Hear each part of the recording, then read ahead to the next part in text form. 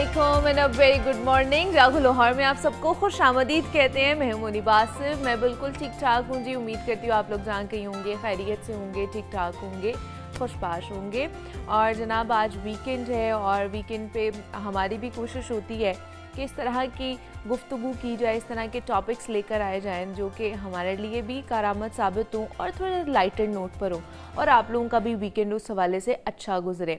अभी आते हुए एक कोट मेरी नज़र से गुजरी और वासिफ़ अली वासिफ़ साहब की कह लें कि कोट थी वो, और बड़ा अच्छा लगा मुझे वो पढ़ के कि वासिफ़ अली वासिफ़ साहब कहते हैं कि गम को भी उसी तरह कबूल करो जिस तरह खुशी को कबूल करते हो।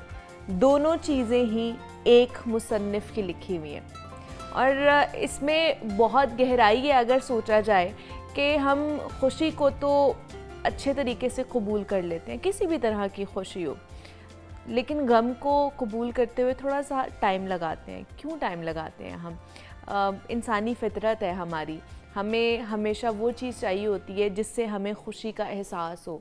कभी भी कोई नहीं चाहता कि परेशानी आए, गम आए, मुसीबतें आए हमारे ऊपर। हमेशा हम चाहते हैं हम हंसते मुस्कुराते रहें, खुशी के पल हमारे साथ हों, हमारे साथ वाले हमारे से जुड़े रिश्ते जो हैं वो हमेशा मुस्कुराते रहें, खुश रहें। लेकिन हम गम को भी कहीं ना कहीं कबूल नहीं कर पाते हैं। ये चीज़ मेरे ख्याल से कि हमें देखनी चाहिए कि उतार चढ़ाव का नाम ज़िंदगी होता है। कभी खुशी आए, कभी गमी आए, कभी दुख आए, कभी सुख आए। इसके साथ ही ज़िंदगी का पता चलता है कि हाँ जी आप जी रहे हैं। अगर आप सारी ज़िंदगी खुशी खुशी खुशी में ही रहेंगे ना तो आप भी तंग आ जाएंगे। तो इसलिए जो भी चीज़ अल्लाह की तरफ से आती है ना उसको कबूल करना चाहिए, एक्सेप्ट करना चाहिए, सब्र शुक्र का दामन नहीं छोड़ना चाहिए। हम भी मज़ीद बात करेंगे अपने टॉपिक्स के ऊपर, अपने एक्सपर्ट से आपकी मुलाकात भी कराएंगे, लेकिन अभी आगे बढ़ते हैं। कुछ एक्सरसाइज के हवाले से आज बात कर लेते हैं। और आज जो हम एक्सरसाइज लेकर आए हैं ना वो उन तमाम तर मर्द हजरात के लिए लेकर आए हैं जो कि परेशान होते हैं कि जनाब हमारा जो एब्डोमिनल एरिया है यानी कि जो बेली फैट है वो नहीं जा रहा होता। अक्सर जैसे ख़वातीन ये शिकायत करती हैं ना कि हम एक्सरसाइज कर रहे हैं, हम खाना पीना भी कम कर देते हैं, हम मीठा भी नहीं खा रहे, लेकिन फिर भी हमारा जो एब्डोमिनल फैट है, जो हमारा ये लोअर बेली फैट है, ये नहीं ख़त्म होता है। इसी तरह मर्द हजरात में भी ये चीज़ मौजूद होती है। तो क्या वजह होती है इसकी कि उनका जो बेली फैट नहीं जा रहा होता और वो कौन कौन सी एक्सरसाइज जो है ना वो कर सकते हैं इसको कम करने के हवाले से घर पर रहकर ही। तो आज का सेगमेंट उन लोगों के लिए है। तो उस पर बात करने के लिए आज हमें अना ताहिर ने ज्वाइन किया है। फिटनेस ट्रेनर हैं, फिटनेस एक्सपर्ट हैं, तो उनसे आपकी बात कराते हैं ना। आपको वेलकम कहते हैं जागो लाहौर में। कैसे हैं आप? ठीक है अल्हम्दुलिल्लाह मैं ठीक। अना आज बड़ा अनोखा टॉपिक है हमारा।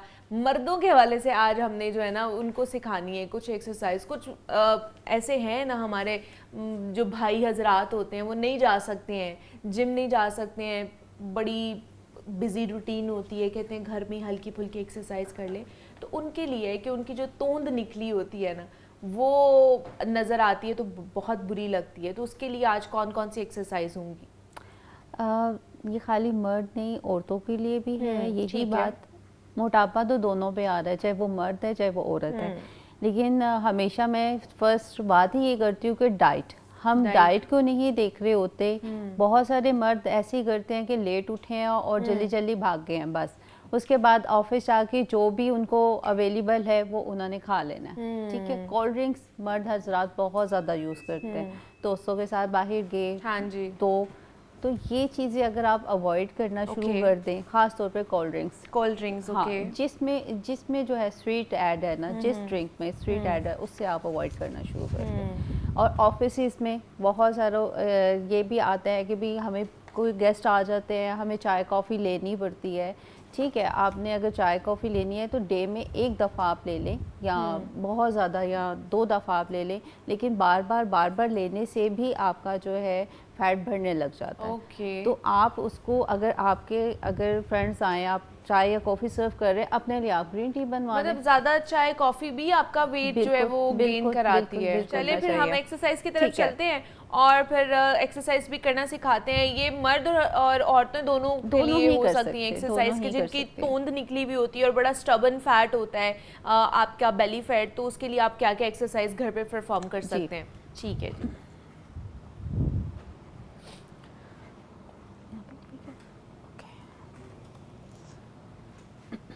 एक तो अपने ब्रेकफास्ट की आपने रूटीन रखनी है। आपके अच्छा। पास टाइम नहीं है, आप जल्दी में हैं, आप थोड़े से एलमर्ट ले लें, ठीक है, एलमर्ट ले लें।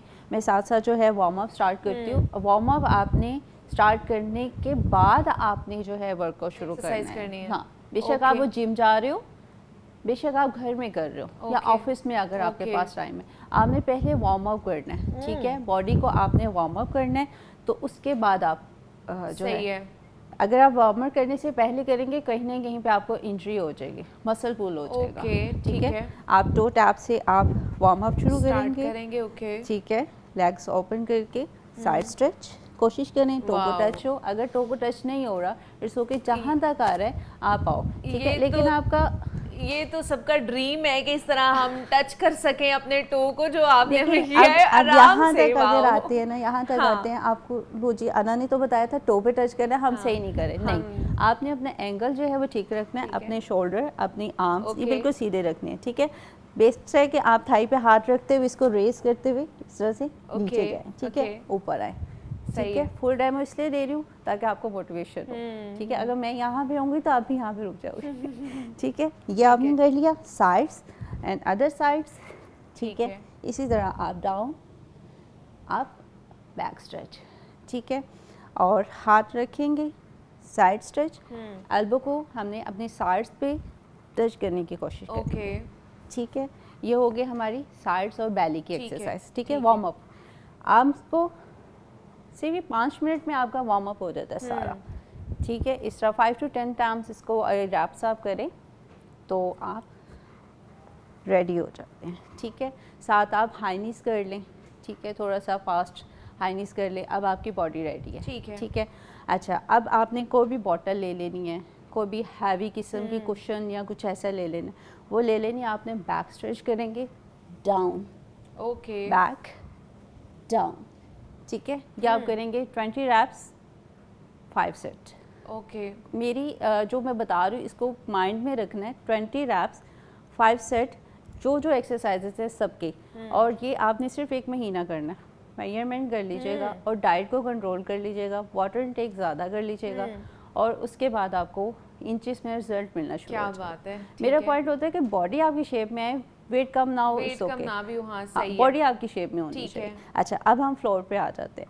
फ्लोर पे एक्सरसाइज के लिए हम कोई भी बॉटल ले लें, कोई भी आप सामने रखेंगे, ठीक है, और उसको आप साइड्स, अच्छा, ठीक है, नहीं है इट्स ओके, आप खुद से वैसे कर लें, ठीक है, ओके, ठीक है, और इस तरह बैठ जाएं साइड क्रॉस। 20 रैप्स 5 सेट, ठीक है। आप ये करोगे और हैमर बना के टो के ऊपर से आना है, ठीक है, ये,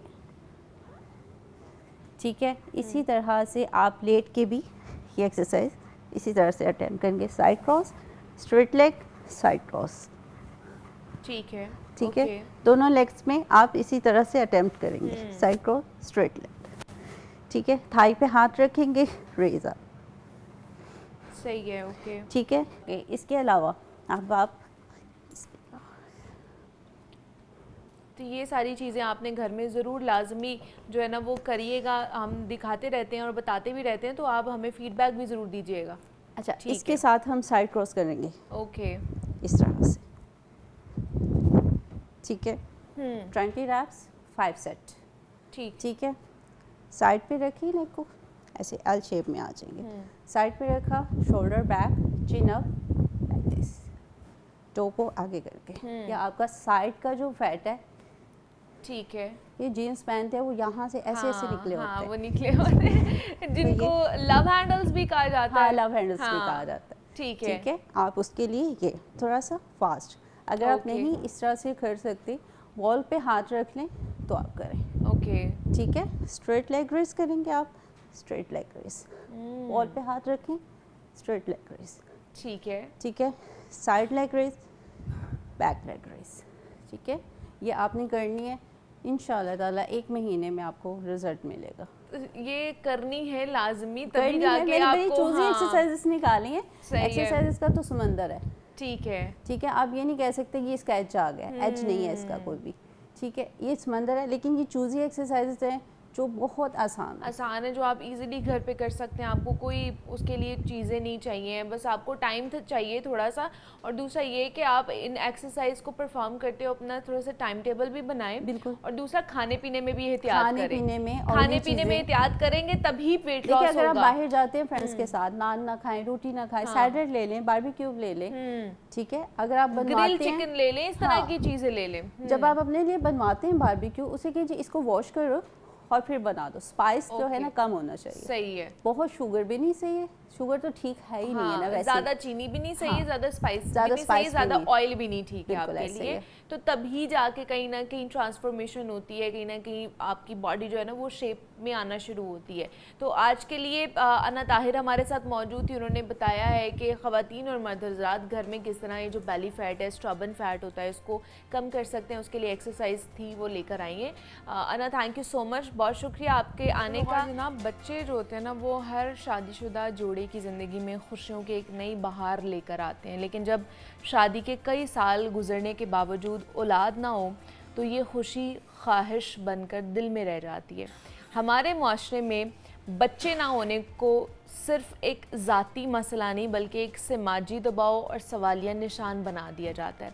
ना सिर्फ मियाँ बीवी के ताल्लुकात पर इसका असर पड़ता है बल्कि ख़ानदान, रिश्तेदार और मुआशरा भी सवालात, तानों और मशवरों के ज़रिए इस रिश्ते को और भी ज़्यादा पेचीदा बना रहा होता है। तो आज हम इसी के ऊपर बात करेंगे कि बच्चे के ना होने की वजह से मियाँ बीवी के रिश्ते में कैसी आजमाइशें आती हैं और सोशल प्रेशर्स इस रिश्ते को किस हद तक मुतासर कर सकते हैं। और अगर इस तरह के सोशल प्रेशर आपके ऊपर हैं तो आप उनसे किस तरह कोप अप कर सकते हैं, ये भी तो पता होना चाहिए आप लोगों को। तो इस पर हमने बात करनी है। इस पर बात करने के लिए डॉक्टर सबा शबीर शेख ने आज हमें ज्वाइन किया है। माहिर नफ्सियात हैं, तो उनसे बात करते हैं। डॉक्टर साहब, आपको वेलकम कहते हैं जागो लाहौर में। कैसे हैं आप? ठीक ठाक हैं? बिल्कुल ठीक, आप बताइए। मैं भी बिल्कुल ठीक ठाक। डॉक्टर साहब, बच्चे का ना होना ये एक तो तानों की सूरत में जोड़े को, लड़की को ख़ास तौर पर ये सुनने को मिल रहा होता है। फिर सवाल, हर दूसरे दिन सवाल पूछा जा रहा होता है, खुशखबरी कब दे रहे हैं, खुशखबरी कब दे रहे हैं। फिर ये सारी चीज़ें, फिर वो प्रेशराइज भी किया जा रहा होता है। ये बच्चे का ना होना जो दोनों मियाँ बीवी हैं उनके मेंटल कह लें कि स्टेबिलिटी को, कंपैटिबिलिटी को किस तरह मुतासर करता है?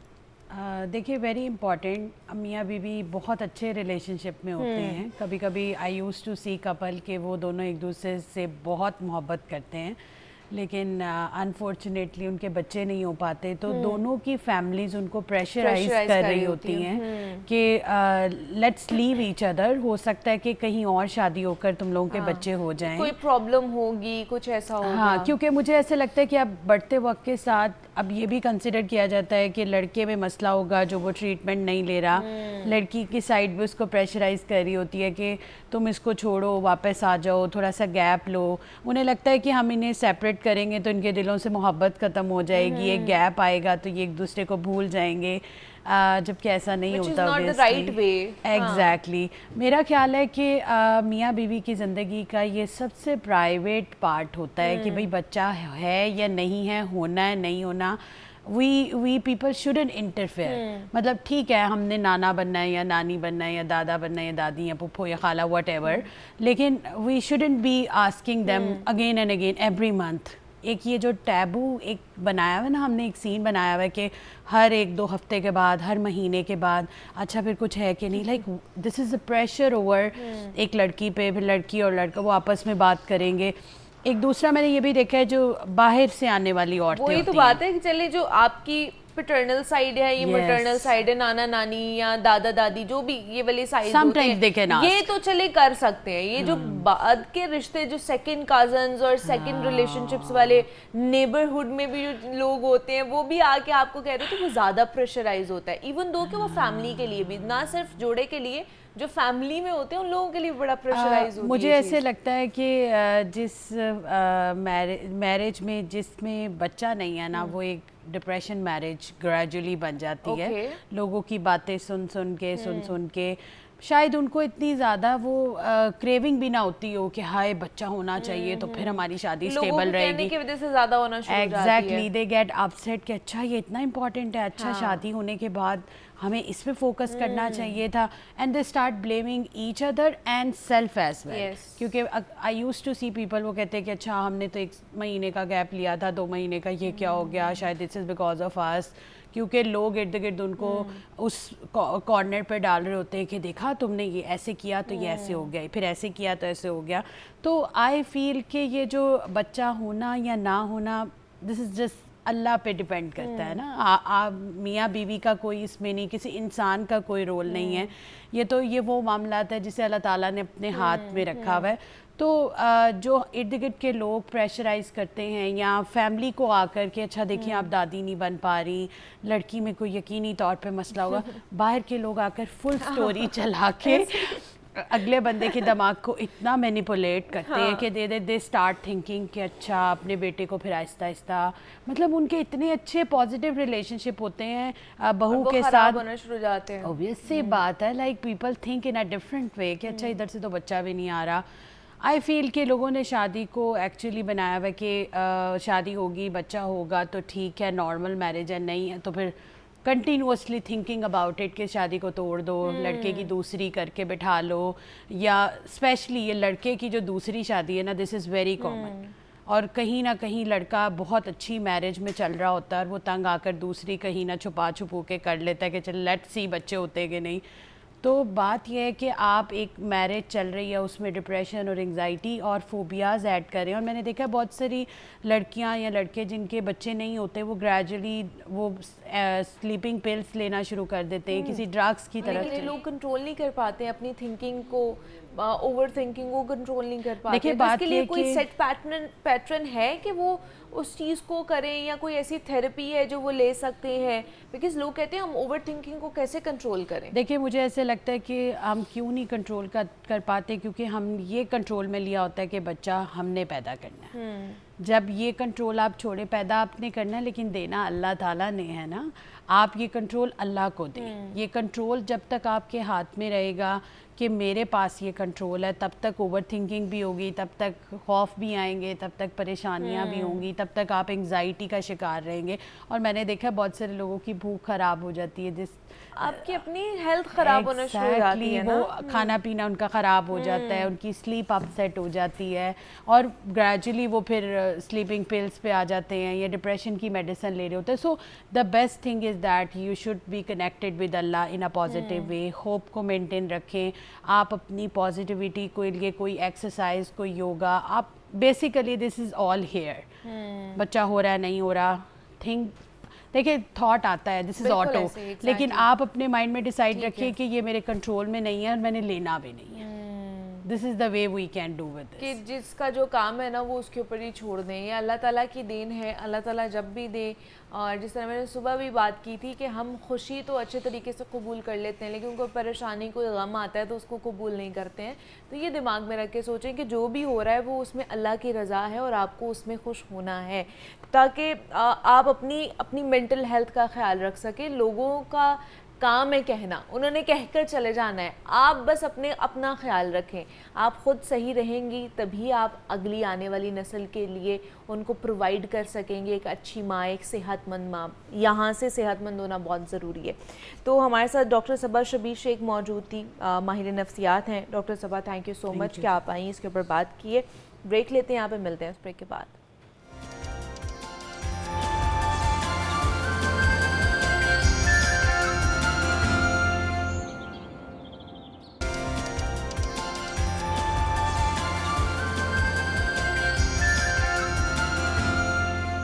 वेलकम बैक टू जागो लाहौर। जनाब, जब बजट आया था ये जून के महीने में बजट आया, तो उस बजट के बाद आपको पता है कि ऑनलाइन शॉपिंग के ऊपर या कुछ ऐसी वेबसाइट्स थी जो इंटरनेशनल वेबसाइट्स थी जहाँ पर हम लोग शॉपिंग कर रहे होते थे, तो उनके ऊपर भी टैक्स आयद किया गया और एकदम जो है ना उनकी प्राइसेस के अंदर बूम आया कि जो अगर 1000 रुपये की एक चीज़ थी वो 5,000 रुपये की उसकी कीमत पहुंच चुकी थी, कि इतना ज़्यादा उसमें इंक्रीज़ आया था जस्ट बिकॉज ऑफ द जो टैक्स लगाया गया गवर्नमेंट की तरफ से।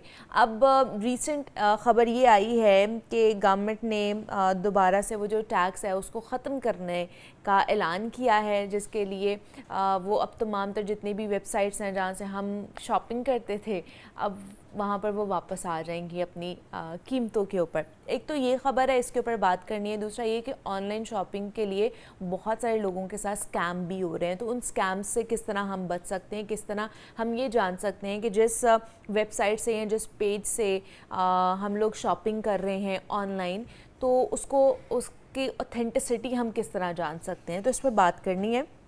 इस पर बात करने के लिए अहमद मंसूर साहब हमारे साथ स्टूडियोज़ में मौजूद हैं, आईटी एक्सपर्ट हैं, तो उनसे आपकी मुलाकात कराते हैं। अहमद साहब, आपको वेलकम कहते हैं जागो लाहौर में। कैसे हैं आप? ठीक ठाक हैं? अल्हम्दुलिल्लाह मैम, आप बताइए। मैं भी बिल्कुल ठीक ठाक। अहमद साहब, ऑनलाइन शॉपिंग इतनी इजी हो गई हुई है ना सबके लिए, ख़ास तौर पर कि हमें दुकान नहीं जाना पड़ता, हमें बाज़ार नहीं जाना पड़ता, घर में बैठे आराम से फ़ोन में चेक किया, ऑर्डर प्लेस कर दिया, घर पे आपके आ गए।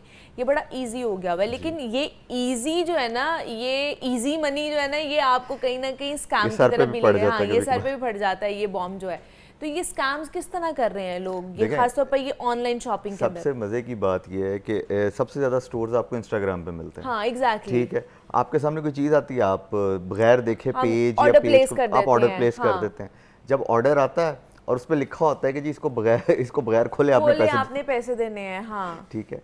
मेरे साथ एक दफ़ा ये हुआ था, मैं आपको एक बड़ी मजे की किस्सा बता देता हूँ। जब शुरू में ये ऑनलाइन शॉपिंग बिल्कुल नई थी, तो एयरफोर्स में जाने का सबको शौक होता है, तो ना 2 जैकेट्स थी मुझे और मेरा दोस्त है मोइन, उसका मैंने जी 2 ऑर्डर कर दी। अब 1500 रुपए में 2 जैकेट्स थी। और मैं जो है बाहर निकला, आप तो बड़े खुश होंगे 1500 में 2 जैकेट मिल रही है, और ऊपर से आपको लोगो शोगो मिल जाए जहाज का लगा हुआ, ठीक है ना। तो मेरी वाइफ का मुझे फ़ोन आता है कि जी आपका ना कोई पैकेज आया। मैं क्या ओके ले लो, 1500 रुपए का 2 जैकेट्स होंगी। तो कहती है ये पैकेट को इतना बड़ा तो नहीं है कि इसमें जैकेट्स आ सकें, लेकिन चले मैं ले लेती हूँ। अच्छा, जब मैं घर पहुंचा तो वो इतना सा पैकेट था, ठीक है, और उसमें इतना सा हुडी था। Oh my God. ठीक है, तब से मैं ऑनलाइन चीज़ें बहुत, ये बहुत पुरानी बात है, यानी कि जब बिल्कुल नया सिलसिला शुरू हुआ था। मैं हमेशा एक बात करता हूँ, पॉलिसीज़ की बहुत ज़रूरत है, स्टोर्स की बहुत ज़रूरत है। यानी आप एक ई कॉमर्स के लिए प्रॉपर एक गवर्नमेंट लेवल के ऊपर एक स्टोर बना सकते हैं। ठीक है, this is just an idea, जहाँ पे तमाम स्टोर्स आगे रजिस्टर हों और फिर वो चीज़ों की डिलीवरी करें। ठीक है, लेकिन हमारे यहाँ अब जैसे कई दफ़ा बात होती है कि कहाँ से परचेज करें। चले अभी तो ये चीज़ चल रही है, अब इंस्टाग्राम पे भी आपके सामने आ रहा है, फेसबुक पे भी चीज़ें आ रही हैं बहुत ज़्यादा, और बहुत ज़्यादा आ रही होती हैं। और आपके काम की वो जो हमारे यहाँ एक चीज़ होती है ना, फेसबुक हमारी बातें सुन रहा है, इंस्टाग्राम हमारी बातें सुन रहा है, ठीक है, खैर वो एक डिफरेंट टर्मिनोलॉजी है। लेकिन अब आपने चीज़ ले ली, खरीदनी है, अब आपने ऑर्डर कर दिया। सबसे पहले तो ये देखें ना कि जी वो पेज है कौन सा, क्योंकि गूगल व्यूज, ये व्यूज सब फेक भी आ जाते हैं। अच्छा, ये फेक भी होते हैं, गूगल व्यूज, कमेंट्स और ये सारी चीजें, फीडबैक, ये सारा फेक आ जाता है। जैसे सपोज करें मैं आपको जानता हूँ, आप मुझे जानती हैं, आप मुझे कहती हैं इस पे जरा एक कमेंट तो कर दें, ठीक है, मैं कर दूंगा जाके, मैं आपको कहता हूँ आप मेरे पे कर देंगे, ठीक है। तो इट्स वेरी नॉर्मल, क्योंकि लोग जाके क्या सबसे पहले देखते हैं, गूगल कमेंट्स देखते हैं, व्यूज देखते हैं, व्यूज कितने हैं, डाउनलोड्स कितने हैं, क्या चीज़ है। लेकिन आपको कुछ और चीज़ें अब मैयर करनी चाहिए। लाइक आप इंस्टाग्राम के ऊपर हैं तो देखें उस कंपनी की वेबसाइट है कि नहीं है। अच्छा, ठीक है, ठीक है, अगर वेबसाइट है उसमें स्टोर है कि नहीं है। ठीक है, ये मैं थोड़ा सा यानी चीज़ों को स्ट्रीमलाइन करने की बात कर रहा हूं। वेबसाइट है और स्टोर का क्या मतलब है? स्टोर का मतलब ये है कि उसका ऑनलाइन, जैसे अमेज़ॉन की, अगर आप अमेज़ॉन के पेज पे जाते हैं, अमेज़ॉन इंस्टाग्राम से चीज़ें नहीं बेचता, ठीक है, वो आपको एक वेबसाइट का लिंक देता है। ओके, आप वेबसाइट के लिंक पे जाते हैं, वेबसाइट में एक स्टोर होता है जहाँ से आप चीज़ें परचेज कर सकते हैं, ऐसा ही है जी। तो इसी तरह बहुत सारी वेबसाइट्स, जैसे आपका एक्चुअली जो आपका स्टोर रजिस्टर्ड होता है ना, प्रॉब्लम वो क्रिएट कर रहा होता है, कोई वेबसाइट क्रिएट नहीं करती कभी भी। लेकिन अगर वेबसाइट को आप कह दें बाद में, एक तो आपने इंस्टाग्राम से डायरेक्ट परचेज कर ली चीज़, ठीक है, आपके पास कोई चीज़ आई, जैसे मैंने भी आपको एक मिसाल बताई, ठीक है, अब आप उसको क्लेम नहीं कर सकते क्योंकि उसके बाद वो आपको ब्लॉक कर देते हैं, आपको ब्लॉक कर देंगे। हाँ, ऐसा ही होता है। ठीक है, लेकिन अगर किसी स्टोर के थ्रू आप परचेज कर रहे हैं, उनको आप जाके कंप्लेन कर सकते हैं कि जी मेरे ये जो है मैंने इससे ये परचेज की थी, इसके अंदर ये 2 नंबरी आई। बट अब तो ऐसा है नहीं है ना, पाकिस्तान, आप अमेजोन की बात करें, पाकिस्तान में ऐसा नहीं है। यूजुअली सिर्फ इंस्टाग्राम पे उन्होंने अपना पेज बनाया होता है, यहाँ पे एक हल्की फुल्की वेबसाइट उन्होंने बनाई हुई होती है, स्टोर रजिस्ट्रेशन वाला कोई काम नहीं है यहाँ पे। बात ये है कि मैं सिर्फ ये जो बात कर रहा हूँ ना, देखें इंस्टाग्राम के ऊपर वो आपको लॉक कर सकते हैं, लेकिन जब कोई वेबसाइट होगी ना पीछे जिसकी एक सपोर्ट की भी उन्होंने वेबसाइट दी होगी, उसकी ईमेल दी होगी, उस पे कम से कम आप एक कंप्लेन तो लॉन्च कर सकते हैं। ठीक है, आप उस बंदे को ट्रैक कर सकते हैं असल में। इस तरह आप ट्रैक नहीं कर सकते। इंस्टाग्राम प्रोफाइल 50, एक बंदा 50 बना दे। मैं नॉर्मली वो सबसे एक दफ़ा बात करता होता हूँ कि जी क्यों फेसबुक पे, वैसे दुनिया की आबादी 8 बिलियन है, फेसबुक पे 16 बिलियन कैसे है? ठीक है, तो फेक अकाउंट्स बनते हैं ना, तो इसका मतलब फेक अकाउंट से और भी बहुत सारे काम होते हैं दुनिया जहाँ के फ्रॉड्स होते हैं, तो this is one of them. लेकिन कुछ लोग बहुत अच्छा काम भी कर रहे हैं, आप उनको डिनाई नहीं कर सकते। यानी उन्होंने अपनी प्रॉपर स्टोर्स बनाए हुए हैं और वो बहुत अच्छा, इंस्टाग्राम के ऊपर आपको बहुत अच्छे वो मिल जाती हैं, लेकिन अब वेबसाइट थोड़ा महंगा, लेकिन आने वाले दिनों के अंदर आपको वेरिफिकेशंस रिक्वायर्ड होंगी। ठीक है, उसके लिए ज़रूरी है कि आपके 3-4 स्टेप्स हों और लोग आप तक वापस पहुंच सकें। हमेशा दुनिया जो है ना वो पैसे कमाती है, जैसे डब्बा बेच के ना हमने पैसा कमा लिया। पैसा हमेशा कमाया जाता है सर्विसेज की बेस पे, जिसको हम ऑपरेशनल कॉस्ट कहते हैं, कि आप बाद में सर्विसेज कितनी अच्छी दे रहे हैं, फिर अगला क्लाइंट दोबारा आपके पास वापस आता है ना। ठीक है, अदरवाइज तो वो वन टाइम शॉप, आपने मुर्गी को एक दफा ही हलाल कर लिया एंड दैट्स इट। लेकिन यूजुअली इंस्टाग्राम पे जब कोई जैसे हम लोग भी कर रहे होते हैं ना शॉपिंग, तो हम देखते हैं कि अच्छा वो जो पेज है वो कितना रनिंग में है, उसके कितने फॉलोअर्स हैं। अगर ज्यादा फॉलोअर्स होंगे तो इट मींस कि ये ट्रस्टवर्दी है। देखें ये फॉलोअर्स भी नहीं देखने चाहिए, वो भी लिए जा सकते हैं ना। ठीक है, अब तो ये सब चीजें सबको पता है, मसला ये है। लेकिन आपको कुछ लेयर्स लगानी पड़ेंगी सिक्योरिटी की, अपनी सिक्योरिटी के लिए। जैसे मैं एक और मिसाल देता होता हूँ कि घर के अंदर जब एंटर होना होता है, पहले आप बड़ा गेट क्रॉस करते हैं, फिर चंद दोस्त होते हैं जो सिर्फ ड्राइंग रूम तक आ सकते हैं, फिर कुछ लोग होते हैं जो अंदर वाले घर तक आ सकते हैं, तो आपने एक सिक्योरिटी की लेयर बनाई होती है। ठीक है, सेम सिक्योरिटी लेयर आपको अब सोशल मीडिया पे भी चाहिए, हर प्लेटफॉर्म पे, कि कितने लोगों को आपने ऐड करना है, किस तरह के बंदे को ऐड। जैसे आपको कभी कभार फेसबुक पे ना वो आती हैं, रिक्वेस्ट आती हैं, अब जब आप उनका प्रोफाइल चेक करते हैं लिखा होता है लॉक प्रोफाइल। भाई अगर आप ऐड कर रहे हैं तो कम से कम प्रोफाइल ही अनलॉक कर लें, ताकि अगर आपको एक बंदा चेक करना चाहता है आप कौन है तो वो चेक कर ले। सही है। तो इसी तरह और भी, जैसे आपके फेसबुक मैसेंजर पे लोग आपको बहुत सारी चीजें बेचने के लिए आ जाते हैं, या आपको एनजीओज आपसे जो है ना चंदा मांगने आ जाती हैं, लोग आपको मैसेज कर, अब वो असल में तो फेक होते हैं। वो कौन सी थी जिसका मैसेज भी आता होता था, कॉल भी आती होती थी कि कौन सी कि मैं पता नहीं कहाँ फंस गई हूँ और मुझे समथिंग इस तरह की सभा की कोई होती थी जो मैसेज कहती थी मैं हॉस्पिटल में हूँ, मेरे फादर हॉस्पिटल में है, मुझे भेज दे इतने पैसे। तो सभा रेंट वाली जो थी ना बेसिकली, तो वो कहने का मकसद ये है कि वो चीजें अब सोशल मीडिया पे भी अवेलेबल है, तो आपको कॉल्स में, आपको इन चीज़ों में बहुत ज़्यादा एहतियात बरतनी है, बिकॉज आप वल्नरेबल हो गए। खासतौर पर ऑनलाइन फ्रॉड को पकड़ना, या फिर आप ये कह लें कि हम इसकी रिकवरी करा लेंगे, वो बहुत ज़्यादा मसला होता है, बहुत ज़्यादा मुश्किल होता है ये चीज़। तो इसलिए प्रिकॉशनरी मेजर्स पहले ही लेने चाहिए ताकि इस तरह के फ्रॉड से, इस तरह की चीज़ों से बचा जा सके।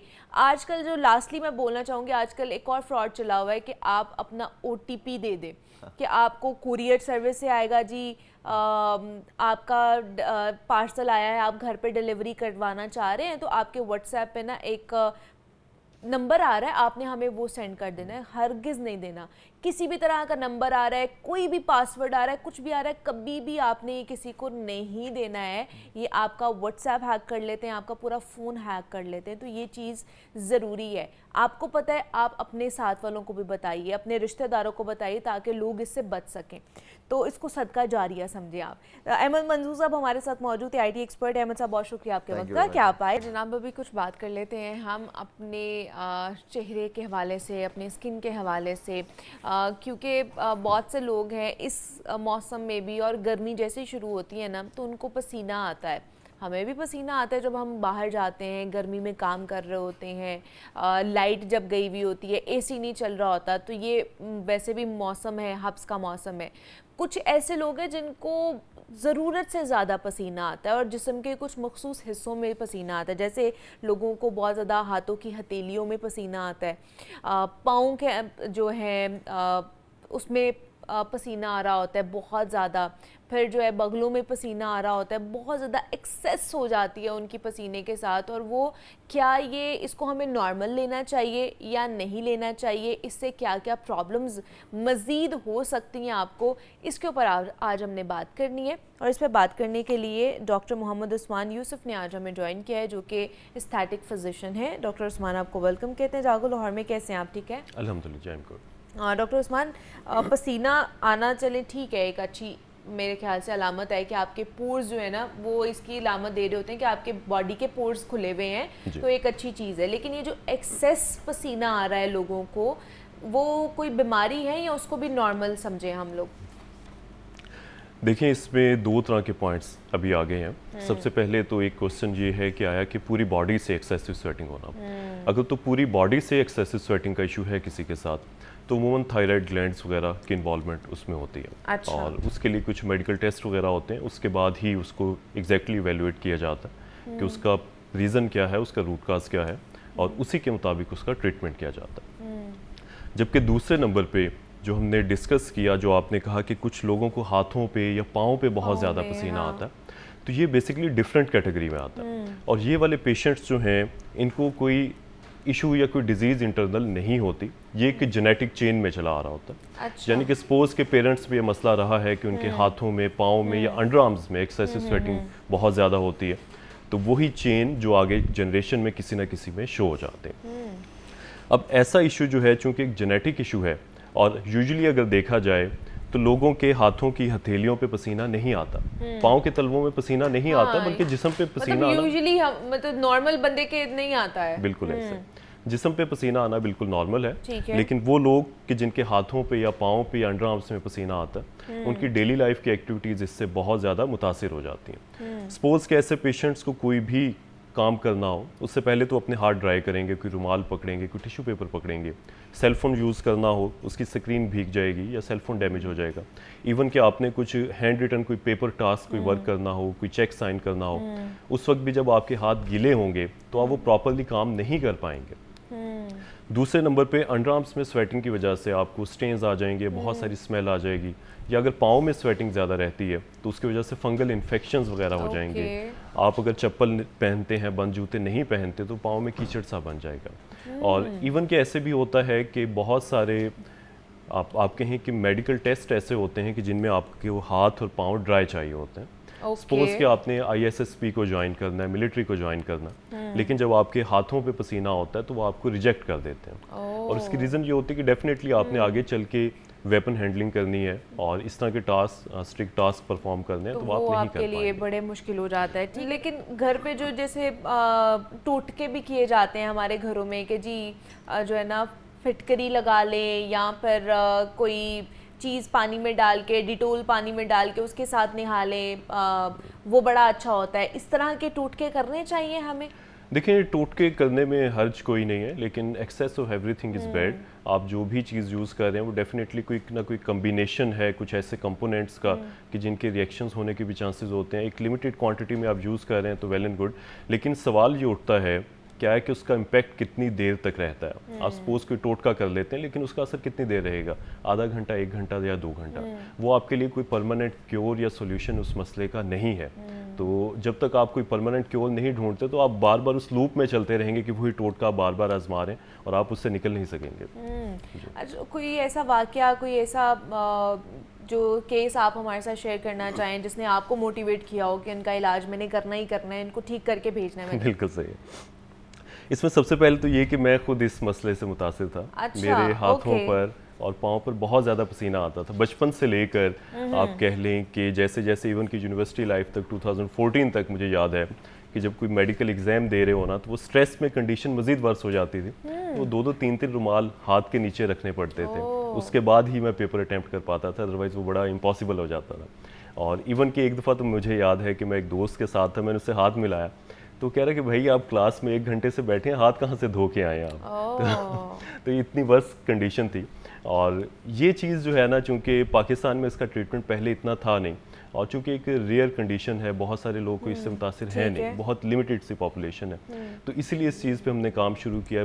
प्रॉपर हमारी इसके पीछे एक डॉक्टर्स की टीम काम कर रही है और उसके बाद अल्हम्दुलिल्लाह जो है अपना ट्रीटमेंट भी आज तक, अब आप देखें कि हार्ट टोटली ड्राई है। फिर वक्तन फ़वक्तन ऐसे मजीद केसेस आते रहते हैं। हमारे पास कई लड़कियां ऐसे आती हैं कि वो कहती हैं कि भी शादी होने वाली है, तो लेकिन हम मेहंदी नहीं लगा सकते, उपटन नहीं लगा सकते, क्या करें?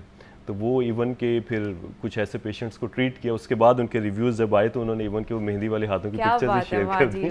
चलिए हमारे साथ एक और कॉलर है, फरहत, उन्होंने हमें ज्वाइन किया। अस्सलाम वालेकुम। वालेकुम सलाम। कैसी हैं फरहत साहिबा, ठीक हैं आप? वालेकुम अस्सलाम। बेटा मुझे बहुत अच्छा लगता है, मैं लाहौर न्यूज़ बहुत शौक से देखती हूँ।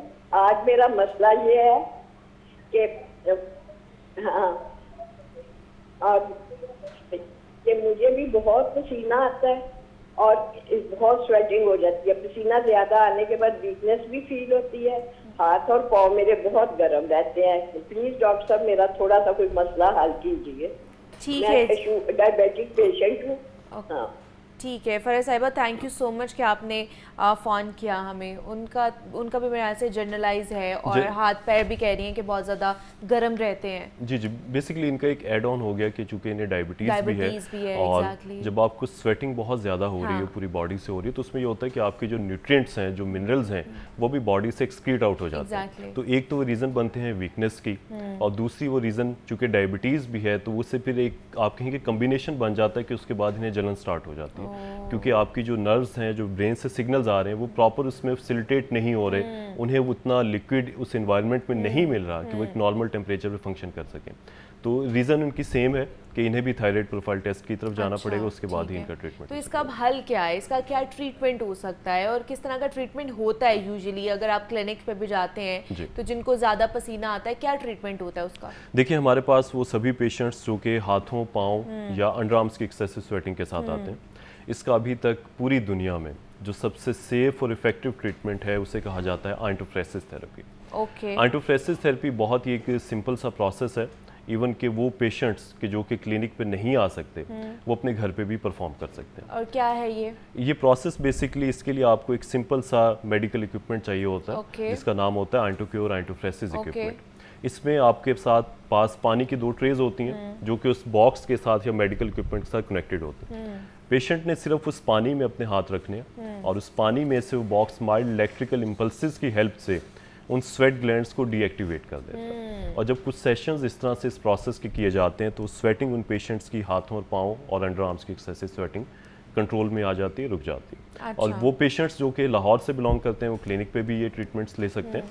अदरवाइज हमारे ज़्यादातर पेशेंट्स जो कि पाकिस्तान से, उनके पाकिस्तान से बाहर भी, उन्हें एक सिंपल सी रिकमेंडेशन है कि आप आइंटोक्योर और आइंटोफ्रेसिस थेरेपी की तरफ जाइए और ये प्रोसेस एक सिंपल सा प्रोसेस है, आप अपने घर पे इजीली परफॉर्म कर सकते हैं और 1 से 2 हफ्ते में आपकी एक्सेसिव स्वेटिंग उससे खत्म हो जाएगी। और उसके बाद फिर कभी भी नहीं एक्सेसिव स्वेटिंग होगी या वो लेना पड़ेगा? फिर आपको एक पॉइंट इसमें समझने की बात है कि कुछ डिजीजेज ऐसी होती हैं कि सपोज डायबिटीज़ या ब्लड प्रेशर है, ऐसे पेशेंट्स को डेली बेस पे मेडिकेशन लेनी पड़ती है। अगर वो छोड़ देंगे तो दोबारा से ब्लड प्रेशर बढ़ जाएगा या शुगर लेवल बढ़ जाएगा। तो सेम इसी कैटेगरी में इस डिजीज़ हाइपरहाइड्रोसिस या एक्सेसिव स्वेटिंग को रखा जाता है, क्योंकि आपकी बॉडी का एक फंक्शन बन चुका है, नॉर्मल पार्ट बन चुका है, जीन्स में चला है। तो अमूमन ऐसी चीज़ों का मुश्किल हल या इलाज नहीं होता। आइंटोफ्रेसिस थेरेपी इसीलिए इसमें बेहतर रह जाती है कि एक सिंपल सा प्रोसेस है। शुरू में 1 से 2 हफ्ते डेली बेस पे ट्रीटमेंट करना होता है, उसके बाद 1 से 2 हफ्ते बाद 1 या 2 सेशंस रिपीट करने की ज़रूरत पड़ती है। तो इसीलिए वो पेशेंट्स जो कि सेल्फ थेरेपी की तरफ चले जाते हैं उनके लिए ट्रीटमेंट मज़ीद फिजिबल भी हो जाता है, अफोर्डेबल भी हो जाता है। मतलब ये इसको आप लाइट ना लें कि अगर आपको बहुत ज़्यादा एक्सेस पसीना आता है हाथों पे, पैरों में, मुंह पे, सर पे, ये आपको एलर्जी की तरफ भी लेके जा सकता है, स्किन एलर्जी हो सकती है, स्कैल्प में बाल गिरने की तरफ भी जा सकते हैं। तो ये बहुत से प्रॉब्लम्स मज़ीद बढ़ा सकता है। तो ऐसा कोई भी मसला हो तो क्लिनिक पर जाइए, ज़रूर डॉक्टर को चेक कराइए, एक दफ़ा ज़रूर कराना चाहिए ताकि इसको हल किया जा सके। तो हमारे साथ डॉक्टर मोहम्मद उस्मान यूसुफ ने आज हमें ज्वाइन किया था। Doctor Usman, thank you so much कि आप आए, इसके ऊपर बात की है आपने हमारे साथ। ब्रेक लेते हैं, यहाँ पे मिलते हैं इस ब्रेक के बाद।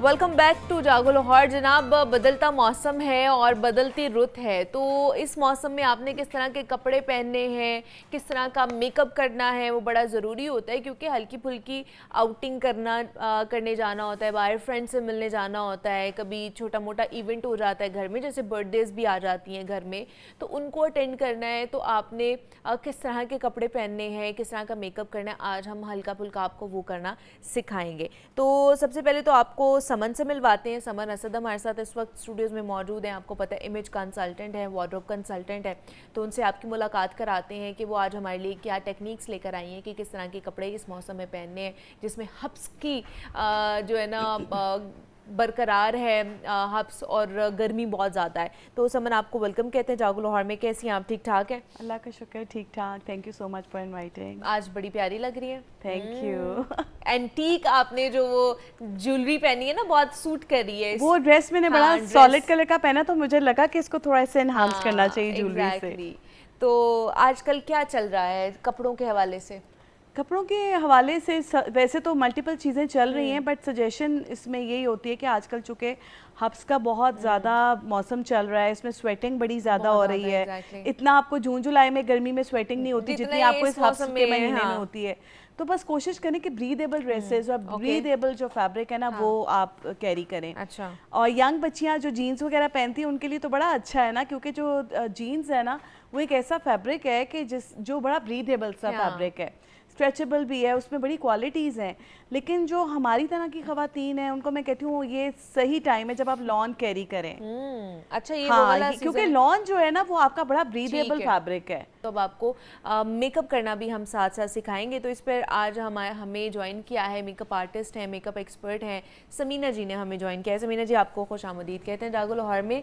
आज आपने स्मज आईलाइनर या कैजुअल लुक किस तरह बनाते हैं वो आज आपने हमें सिखानी है। जी बिल्कुल। आजकल क्योंकि वेदर जैसा है, स्वेटी है, तो उसमें ये होता है कि सिर्फ सॉफ्ट लुक अच्छी लगती है कपड़ों के साथ साथ, आपकी लुक भी वैसी होनी चाहिए। और इसके लिए कि स्मज लाइनर हर एक ड्रेस के साथ चल जाता है। आप इजीली उसको वेयर कर सकती हैं हर सॉफ्ट कलर्स के साथ भी, जैसे लॉन है और इस तरह आप। तो उसके लिए हमें होगा कि हमने पहले सबसे लाइनर लगाना होगा, तो बाकी तो बेस हमने हल्की सी इसको कर दी। देखिए ज़्यादा बेस नहीं है, इतनी बेस काफ़ी होती है, और ये सारा आपको पता है प्राइमर वगैरह लगा के करनी होती है। लाइनर आपने सिंपल सा लाइनर लगाना है। ओके। और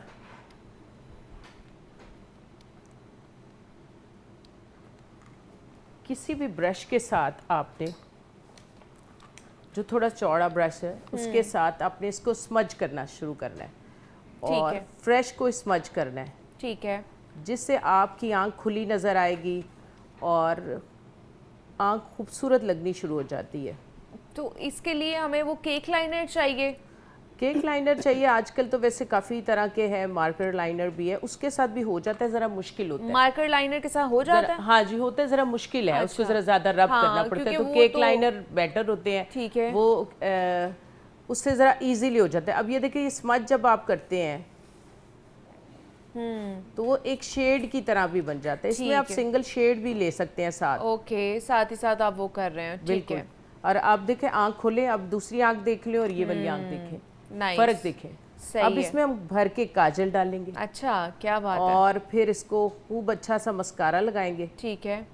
और 1 शेड साथ लगा लेंगे। तो आपने आंखों के ऊपर भी कोई आई शेडो लगाया है या सिर्फ वो लगा के लाइनर उसको स्मज कर दिया है? स्मज भी किया और 1 शेड हमने लगाया। अच्छा। सिर्फ क्योंकि हम ये बिल्कुल कैजुअल सा कर रहे हैं। और बिल्कुल लाइट सा पिंक कलर में गई है, ब्राउन में गई है। पिंक में है थोड़ा सा, आप इसको ब्राउन भी कर सकती हैं। ओके।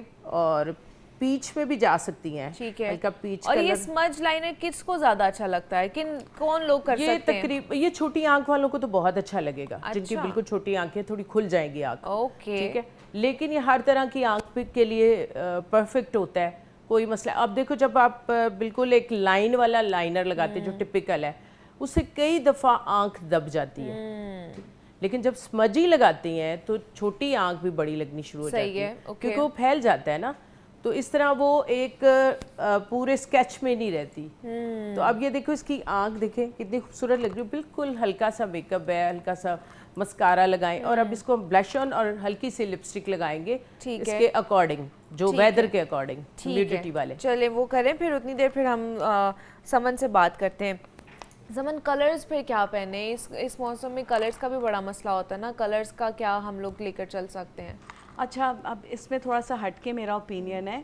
मैं चाहती हूँ कि इस सीजन में आपने, क्योंकि फैब्रिक पहनना है बड़ा लाइट, तो फिर कलर्स जो है ना वो डार्क पहन लें। अच्छा, डार्क कलर्स पहन लें, पहले इतनी गर्मी है, पहले इतनी तपिश होती है, लेकिन अब आप देखें ना, आप लाइट, अगर लाइट कलर पहनेंगे तो जब आपका फैब्रिक भी लाइट है और लाइट कलर भी होगा तो फिर आप उसके नीचे स्लिप लगाएंगे तो वो तो फिर मोटा हो जाएगा। तो उसके लिए मुझे लगता है कि सेफ साइड पे ये कि आप डार्क कलर्स पहन लें। डार्क कलर में फिर ब्लैक ही आता है जैसे आपने पहना हुआ है। डार्क नेवी भी आता है, मरून भी आता है, आपका जामनी कलर जो जामन का रंग है, कितना खूबसूरत कलर है। बहुत सारे ड्रेसेस में तो मैं कहती हूँ आप ना डाई पे चले जाएं। आपको अगर लोकल मार्केट से वो कलर अवेलेबल नहीं है तो आप डायर से जाके डाई करा लें। ओके। अच्छा, एक fabric by the way cotton net भी बहुत अच्छा फैब्रिक है, वो भी बड़ा ब्रीदेबल है। अगर आपने किसी फॉर्मल इवेंट पे जाना है तो उसके लिए फिर आप कॉटन नेट से ज़्यादा अच्छा आपको नहीं कोई मिलेगा फैब्रिक। तो मेरे जैसे तो होते हैं ना जो जॉर्जेट पहन लेते हैं, हर सीजन में ही पहन लेते हैं। अभी भी मैंने जॉर्जेट पहना बट हर कोई नहीं उसको बर्दाश्त कर पाता। देखिए मैं तो डबल जॉर्जेट पहन लेती हूँ, उसके नीचे आपको स्लिप वगैरह नहीं कैरी करनी पड़ती ना, वो थोड़ा सा मोटा होता है, मुझे उसमें भी ब्रीदेबल लगता है। आपको आदत होगी ना, मुझे आदत होगी बिल्कुल कैरी करने का। हर कोई नहीं पहन सकता। हम कहेंगे ओ माय गॉड इस मौसम में जॉर्जेट पहनेंगे तो हम में तो दाने निकल आएंगे। लेकिन आप शिफॉन के नीचे मलमल का फैब्रिक लगा के उसको भी आप कैरी कर सकते हैं, वो भी हो सकता है अगर आप किसी फॉर्मल इवेंट पे जा रहे हैं। ठीक है, वो भी किया जा सकता है। अभी चले समन से भी बात करते हैं, समीना जी की तरफ चलते हैं। और लिपस्टिक भी लग गई है हमारी जी। लिपस्टिक आजकल आप जो फिक्स लिपस्टिक आजकल चल रही है, ग्लॉस चल रहे हैं, पीच में और इस साइड पे जा रहे हैं ये ज्यादातर। तो अकॉर्डिंग टू ड्रेस भी, अगर आप जाहिर अब कहीं शाम को जा रही हैं तो अब उस आपका बड़ा भड़कीला सा ड्रेस है तो आप ये तो नहीं कर सकते कि बिल्कुल न्यूट करके फेस चली जाए, तो आपका फेस तो कोई देखेगा नहीं, कपड़े देखेगा और कुछ नहीं।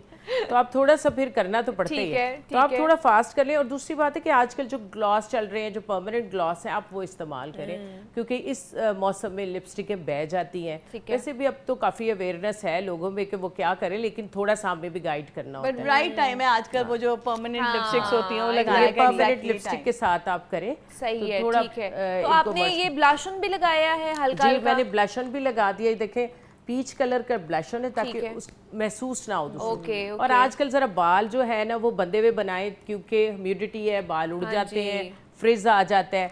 तो ये देखें आप ब्रेड्स के साथ बहुत कुछ कर सकती हैं। आजकल high pony, half high pony का भी फैशन है, तो आप इजीली मूव कर सकती हैं। ये देखें यहाँ पे सॉफ्ट हेयर डू है और आप ये देखें आराम से आप किसी बर्थडे पार्टी पे भी जा सकती हैं। थोड़ा सा हमारी मॉडल कैसे चेयर करके इस वाले उसमें दिखाएंगे, देखें। और हाई टी पे भी जा सकते हैं आप।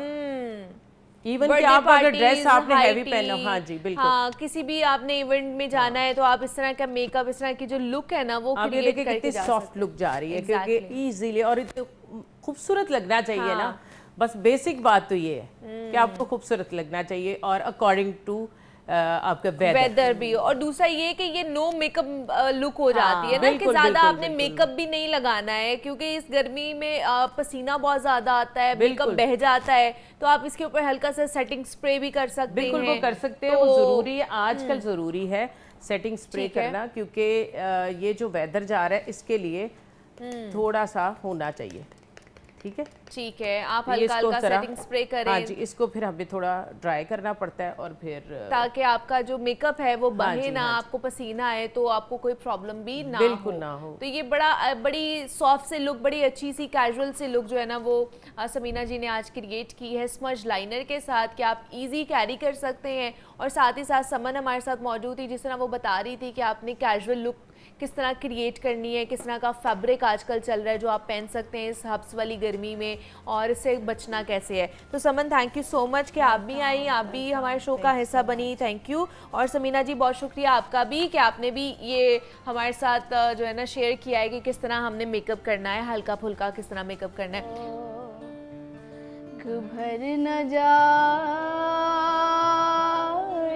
कहीं नियत शौक, भर न जाए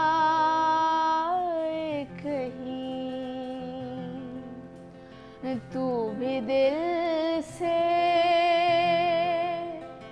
तू भी दिल से,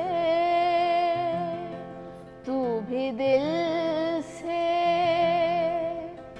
उतर न जाए कहीं, नियत शौक भर न जाए कहीं, ना मिला कर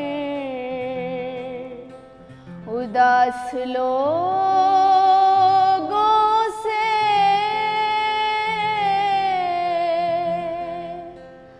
ना मिला कर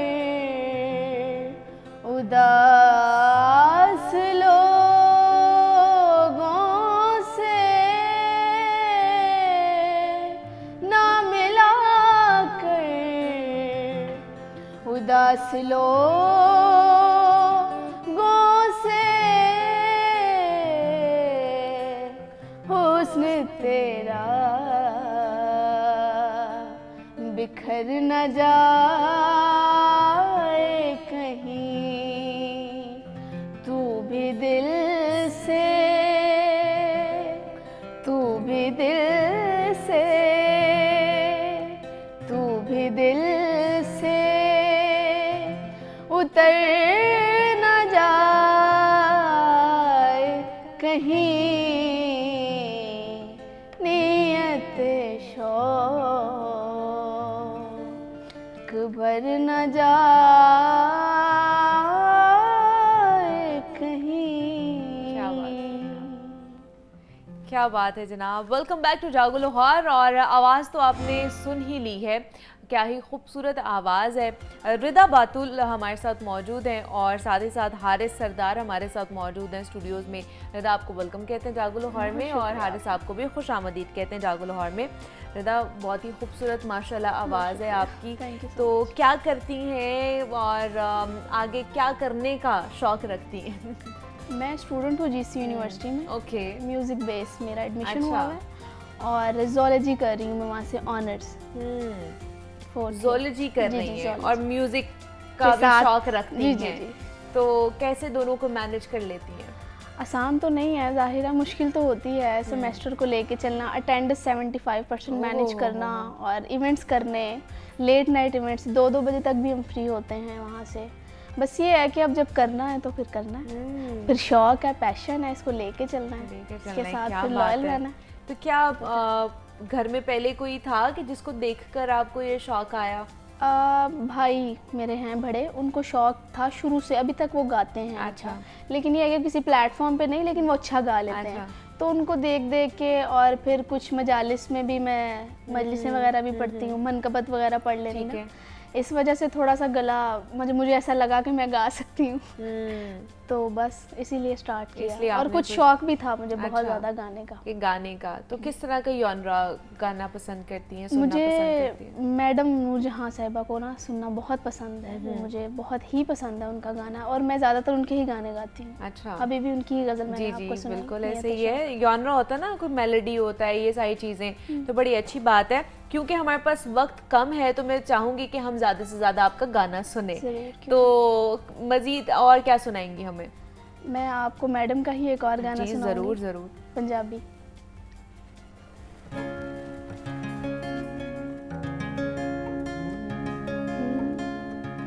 शोख नज़ारे देन गवाही, मिलके टूर पे प्यार दराही, मैं सड़बल के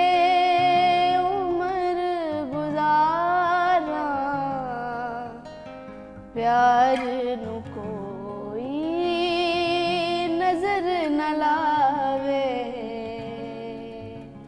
तपियां ने सर्द हवावां, तेनू मैं की समझावां, बनना है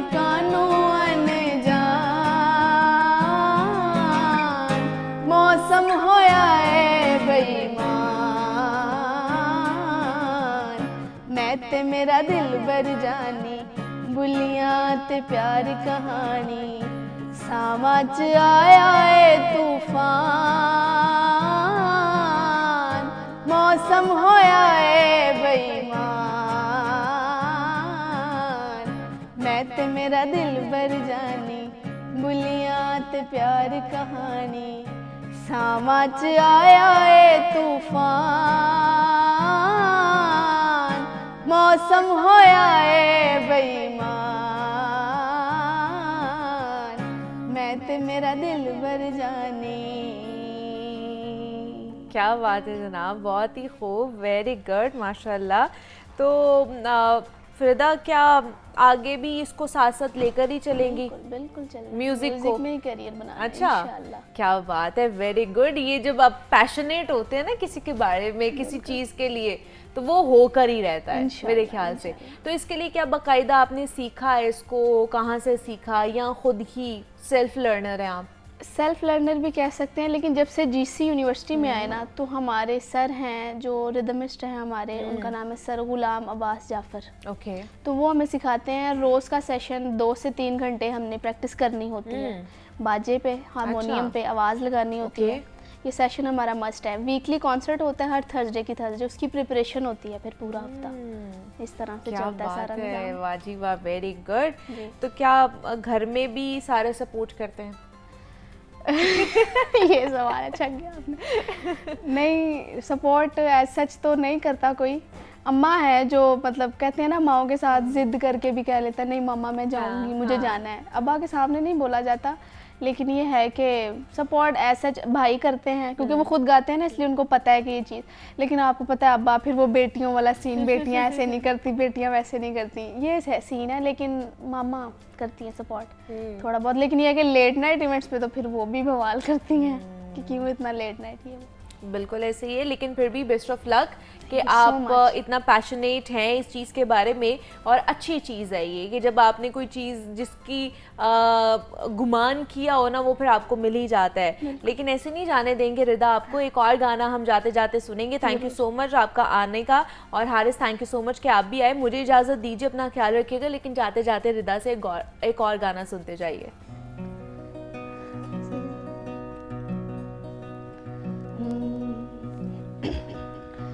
सजना रात तेरा तक तक हारियां दिल दे मैं बूए खोले नैना दियां बारियां सजना रात तेरा तक तक हारियां दिल दे मैं बूए खोले नैना दियां बारियां गमा दियां रातां दिन लंघदे अजाब ने अख किते लगे जदों वेखां विच ख्वाब दे रब कोलों मंगियां मैं नींदरां उधारियां दिल दे मैं बूए खोले